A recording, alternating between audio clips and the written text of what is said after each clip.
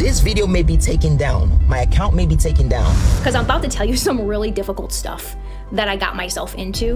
The cult stuff, the horrible side, the dark, evil, wicked side. And something in me decided to listen to them and go back and check my doctrine. You get like 2 hours of sleep.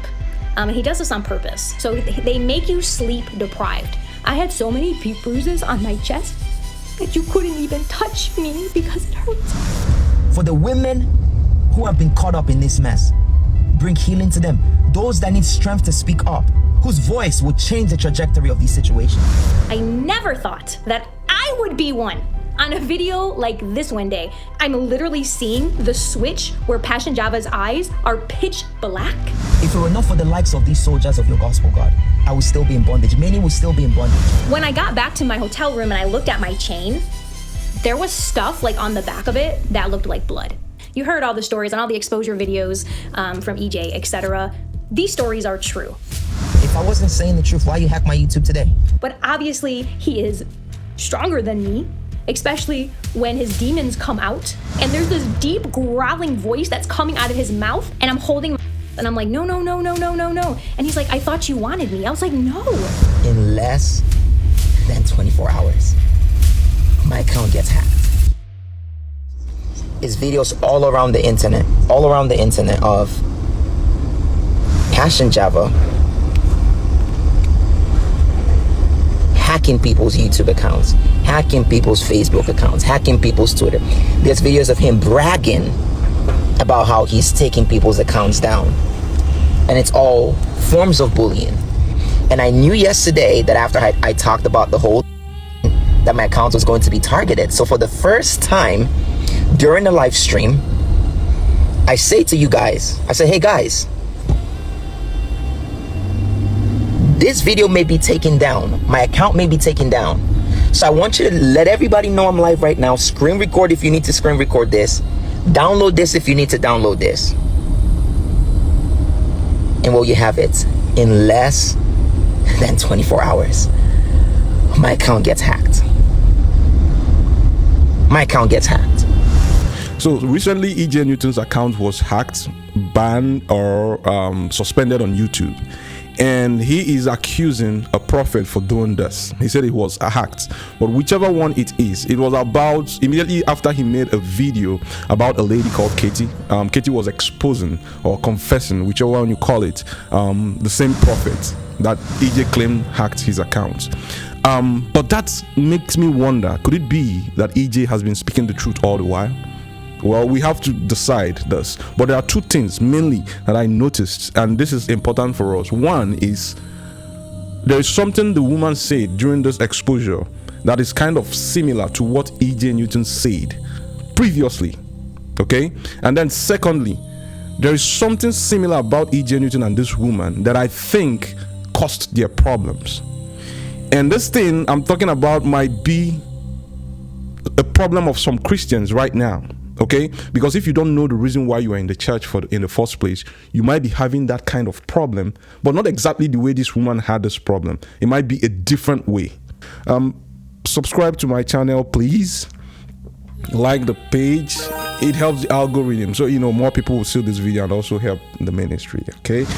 My name is Katie, and I want to tell you my story of the suffering that I endured at Kingdom Embassy at the hands of Passion Java, Innocent, and Tim Panasuk at Kingdom Embassy in Atlanta. Now, this is not easy for me to tell my testimony, but I'm just gonna be me. I'm just gonna be Katie, and I'm just gonna share my story. And I want you to know who this story is for.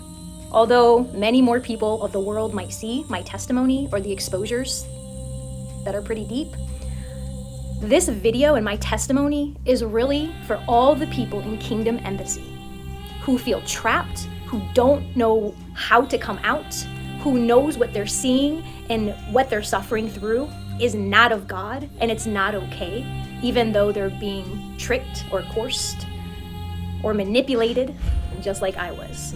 So I just want to tell all my friends and family from Kingdom Embassy, it is okay to be bold and to come out from under the hellish, disgusting, manipulative witchcraft church and cult under the hands of Passion Java. And I came to Atlanta because I wanted to serve God. I was seeking after him. I wanted to learn more of the prophetic. I wanted to go deeper in Christ. I wanted to know God. And I got there because I was first watching Lovy. I was watching Lovy online, and I was seeing what I thought was of God and all the things he was doing. And I was like, I want that. God, I want to do that. I want to free your people. I want to deliver your people. I want to be able to hear like they hear and see like they see. Now, here is the first point I was telling you about. And this is similar to what EJ went through. And it says in the Bible, seek it first the kingdom of God and his righteousness, and all other things will be added unto you. The point I'm making here is, listen to this lady. He said he wants to go deeper. He wants to be in the prophetic. Same thing EJ said. I'm going to show you the video. And that is where we get into trouble. The most important, Christianity is very, very simple, and God is very, very simple. Okay? All he wants is a relationship with him, and seek his face first. And every other thing, even the spiritual gifts you are seeking, will come for you. If you are going too deep, you want to go, that is when you get into trouble. Exactly what happened to EJ. He also said in the book of Philippians, he said, I can do all things through Christ who strengthens me. He didn't say, I can do all things through my pastor who strengthens me, or through Lovy or Java who strengthens me. The problem we have, I think, we have to be careful about is that we glorify men more than God. We have to seek God first, and then he does every other thing. So when you start following a man to get a gift that is supposed to come from God, that is where you get into trouble, because men will start giving you dictates that God knows nothing about, or even I know God knows everything, but God is not in there. But if you are going through God, he said, I am the way, the truth, and the life. No one comes to the Father. No one comes to the Father except through me. He didn't say no one comes to the Father except through your pastor or your man of God. That is where the problem is, and that is why she went into trouble. And I'm surprised that I'm sorry what happened to her, but being a woman of God, because she said she's a minister, I kind of get surprised when people get into this kind of trouble. Not that I'm judging her, but look at what happened to EJ as well. I go back. He has me go back so they can pray for me what they prayed for him. The prayer was supposed to unlock new levels. Does your friend, your prophet friend, operate in new levels? Absolutely. It starts praying, everyone is falling around, deliverance, and it wasn't nothing that wasn't already happening in my life, and that's why I was already confused, blessed. I was like, Yeah. what else do we need? So he was like, there's more. He's like, if God is going to use you at that level, you need to be fortified. I ain't see no blood, no sacrifice. It's just normal to me. He said, this guy is the modern day. So EJ had all those things, but he wanted to go deeper. That is, according to him, that is how he got into trouble. It might be what is happening to us right now. Instead of just having a relationship with God and let God do all the rest, But let's go on. And so I looked him up, and then I saw Java was coming with this guy, Tim Panasuk, and they were opening a church right here in Atlanta, Georgia. And I knew I was supposed to go, and God was sending me to go serve. And so I went and I started serving, and within 2 months, I was already being asked to travel. So I think it was in February. I don't remember the date. It was the end of February. Java came to Kingdom Embassy Atlanta to do a conference. And at that time, I was working in the green room. And so I saw everything. I heard everything. And they were in there, and Java said, hey, get that oil, Katie, and come over here. I'm going to anoint you. And so at that time, I didn't know anything about any of these people. And so, of course, he anointed me. He prayed over me, or what I thought he was doing was praying over me. And that week, I had a very horrible, lustful, disgusting dream that just makes me upset of Java coming into my dreams and violating me. I started spending a lot of time with Tim Panasuk. Everyone thought I was either his wife or his sister. So we started doing everything together. He started bringing me to Zimbabwe. We started traveling to Africa and some other places, which we'll talk about in a second. But they would do weird things. And one of the weird things they would always do is they would always have you eat off of Prophet Passion's plate. It was so weird. But I'm like, okay, maybe it's the African culture. I don't know. Maybe that's what they do. And they would say, no, you can get the anointing and you can get what the prophets have just by eating their food. This is what they teach us. First of all, I'm an African. It's not an, first an African, before an American. It's not a culture. People can eat from the same plate, right? They do it. I did it growing up, but it's not like a culture that you really have to do it. But the point I'm making here is that this coincides with what EJ said earlier when he went to Africa, and I'm going to show you the video right now. Watch this. When I went there the second time, I went to the village from the city, from Accra, capital. Got to the village, and he said, this prayer we have to go to the bush. So we go to the farm, we go to the farm. We're there. When we're leaving from the city, he's like, now let's take this food with us so we can eat it together. So we can commune together. So it was a false communion. We ate that. We brought the food with us. We ate it together. So we eat it with daddy. We call him daddy. We eat it with daddy. It's over. His son said we eat it. So we eat. In 1 Corinthians chapter 8, it says, do not eat what is offered to idol. I'm not saying that the food that she ate was offered to idol, but I recall growing up, as a Christian, I was brought up knowing that anytime I want to eat, regardless of who gives you the food or where the food is coming from, even if you bought it, you have to pray over it. And these are simple principles that that should be adopted by everyone, and I believe that even if that food was possessed, if she prayed before eating it, she wouldn't have had an issue, regardless of if you are getting it from the pastor. It is not that you are suspecting someone you're eating the fruit from, but it should be a normal thing for a Christian. You have to bless your food before eating it. So we're constantly eating at his table, off of his plates, and all of his food. It's so weird.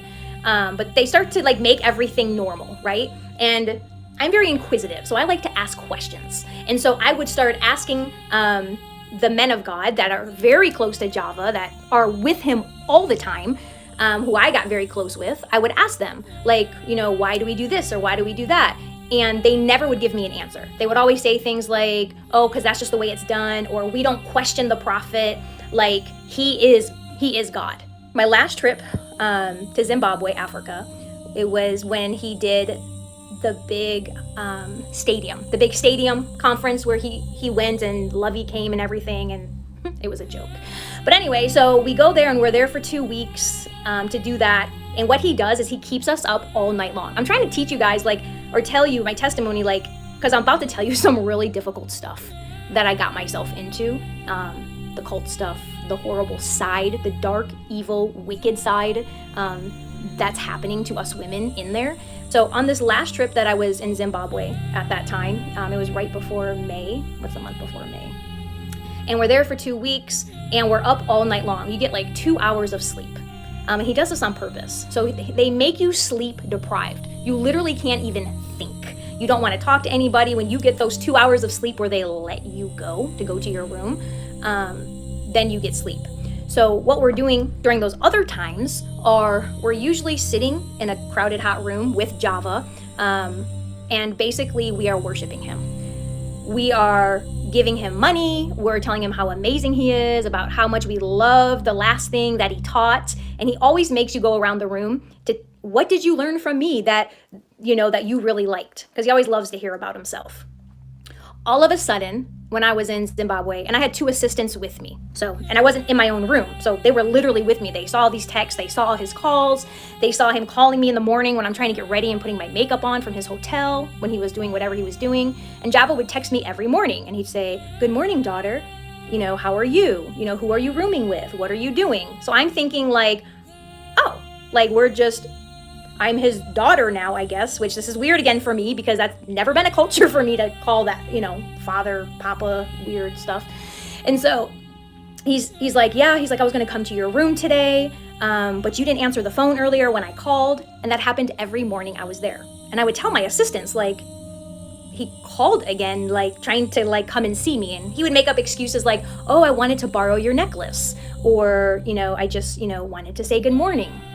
And at this point, I'm still thinking okay, well, this is a man of God. He's not trying anything. Maybe he's sincere. Maybe he's just being kind. to me, it just looked like favor. And I was tricked because I never thought that I would be one on a video like this one day.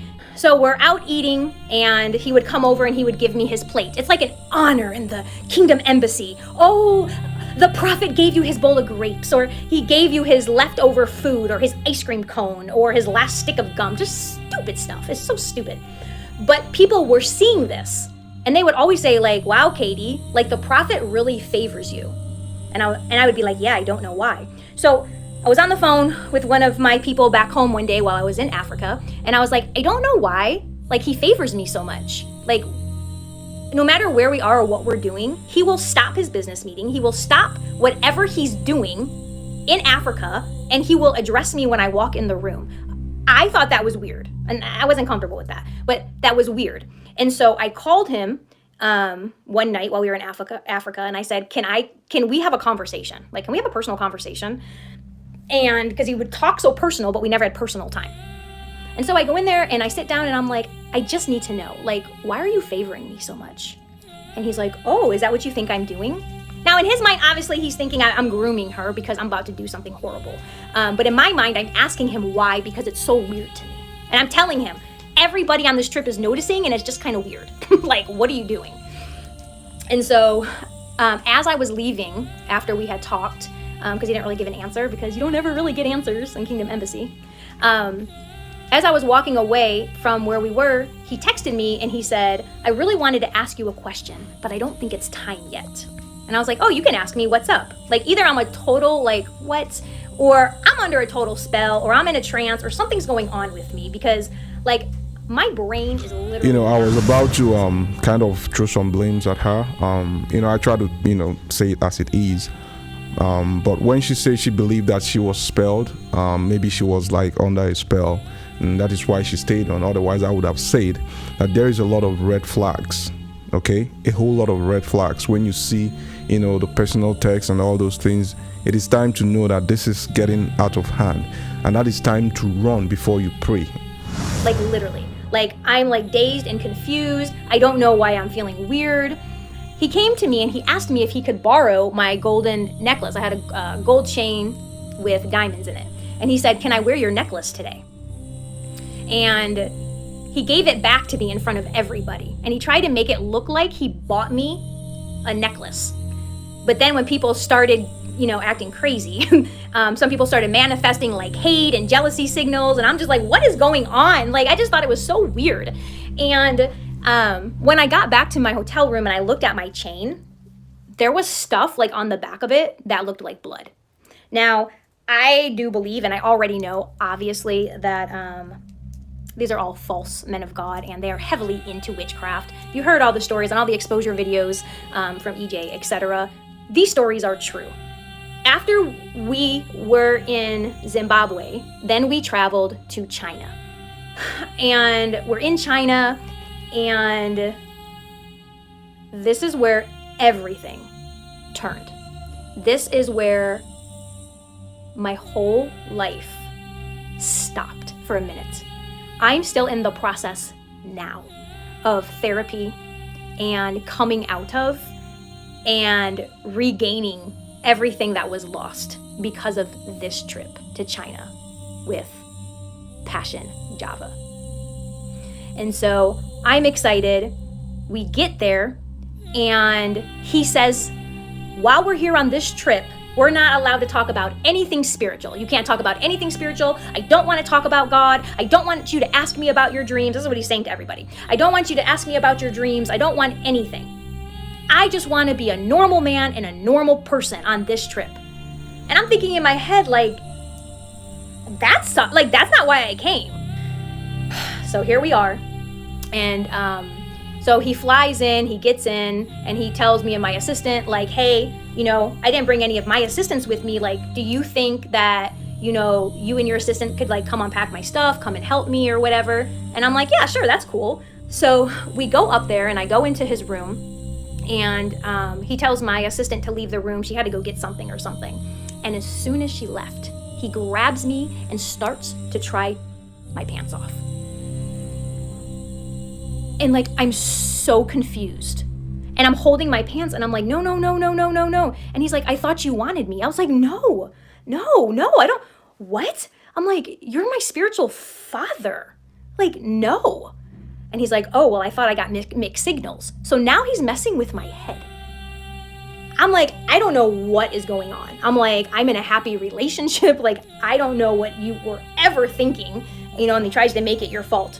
The reason why I'm telling this story. So I recall growing up, I have a Catholic background, and when I was growing up in Africa, in the church, men stay at, let's say, the left side of the church, and women stay on the right hand of the church. They don't mix them up together.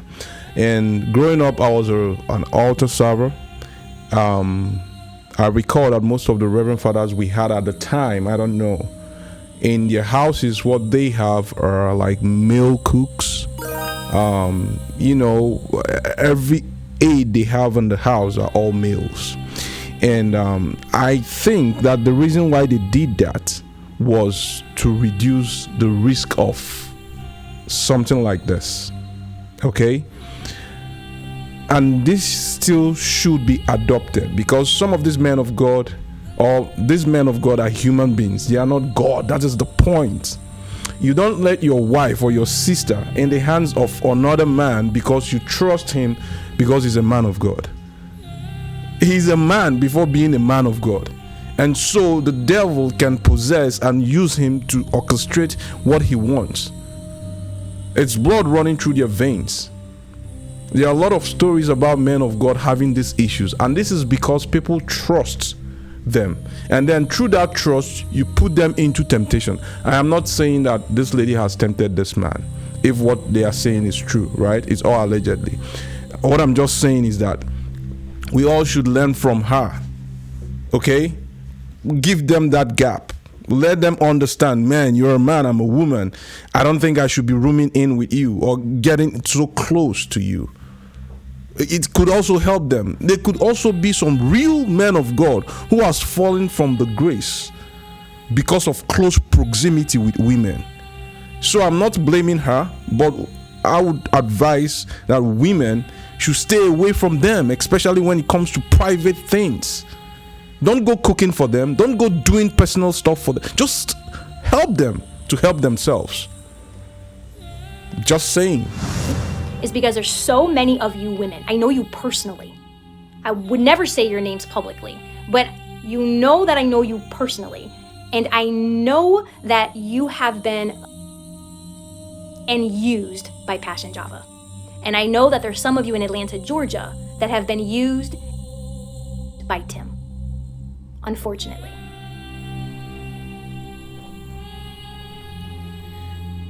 So I'm like, okay, well, maybe he made a mistake. I'm like, why is my mind doing, like, my mind's not even there.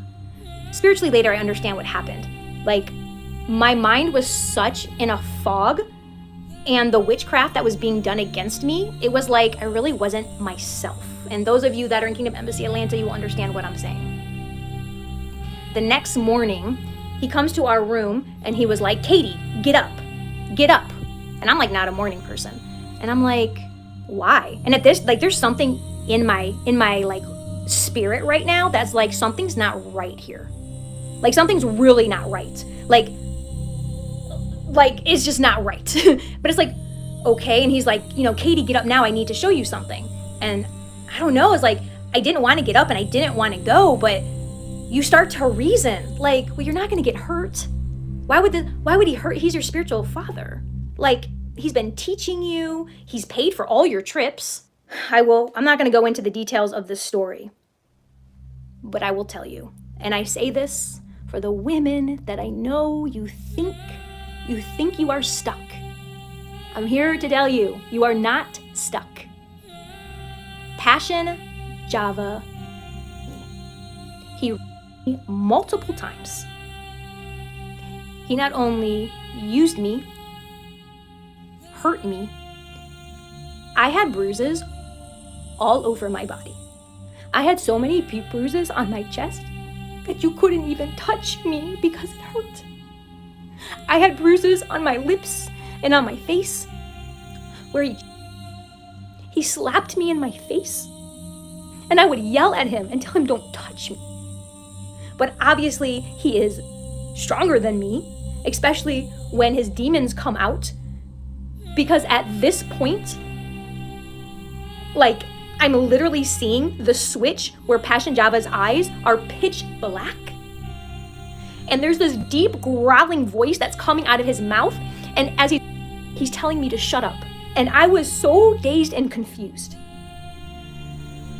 that he literally trafficked me to China and then used me as a slave for 3 days while we were there. Now I get back home and I tell my shepherd, my man of God, Tim Panasuk, who is supposed to be overseeing and protecting his flock. And you know what he said?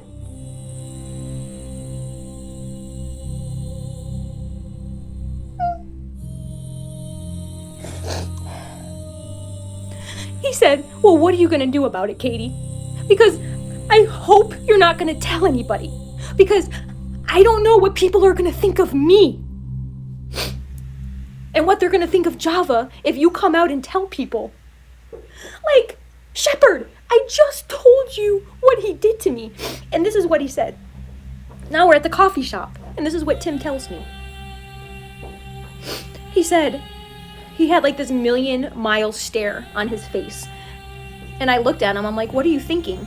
He said, I'm just trying to think. Has Java ever been alone with my wife? He said, because Java does a lot of stuff. Tim said, last year I've been with Java over 200 days out of the year traveling the world. And I've seen him do so many questionable things that I knew wasn't right. But I kept my head down. That's scary, man. So I get it now. Okay, so you men of God and women of God at Kingdom Embassy, you keep your head down when you know Java is hurting people. So after that, obviously, I should have brought Kleenex. After that, so I go home, I am full of demons. Like, I am not myself. I'm not talking myself. I have a teaching ministry. I'm not teaching myself like who I am and like what I believe. Like, I'm teaching occultish stuff. I'm saying horrible stuff. I'm hurting people.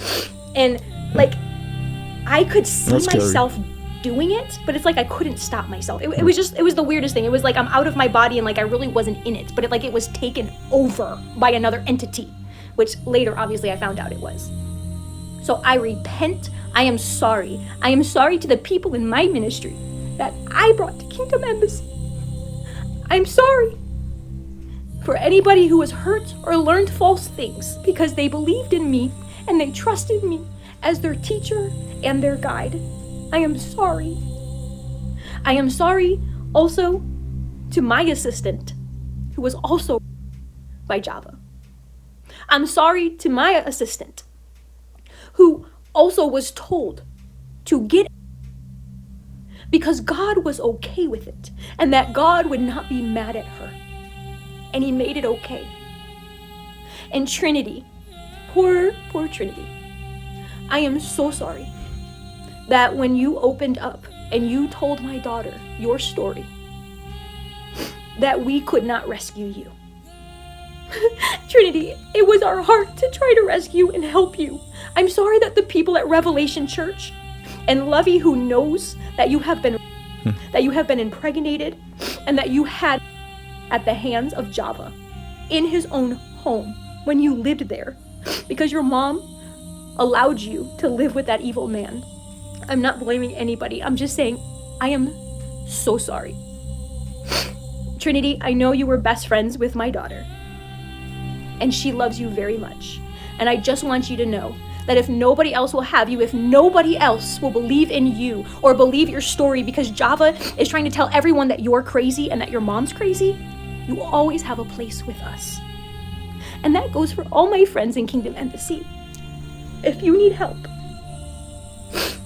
if you want to start your healing process and just have the strength. So conclusively, three things, okay? Because this Trinity also had the same issue that she had. Maybe Trinity was younger. I don't know who Trinity is, but the reason Trinity had a problem was because the mom trusted somebody. Okay, and that's the problem. They are men of God. Okay, they are not God. They are men before of God. Okay, so I would say stop the trust. Let it just end. Women, stay away from the men of God. Don't get in too close with them because they are men. Okay, that was my thoughts. You tell me what you think. Secondly, before you eat any food, pray over it, because some of the food you might eat might already have been offered to idols. It's in the Bible. It means that people actually do it. Okay, and then thirdly, seek it first, the kingdom of God and his righteousness, and every other deep things you are looking for, prophecy, whatever you call it, will be added unto you. He said he is the way, the truth, and the life, and no one comes to Father except through him, not through the pastor. And if we get to that point of taking care of these three things, nothing in this video would happen to us. So let me know what you think about this, and remember, while you're at it, subscribe to my channel, please. Like the page, it helps the algorithm, so more people will see this video and also help the ministry. Okay, and also tell me what you think about this. Do you think this is true? Do you think, because this is all allegedly, it's not confirmed, and do you think E.J. Newton is actually saying the truth in all those things? Because it looks like things are popping up. Okay, let me know what you think about this, all those things, and I'll see you next time. Peace.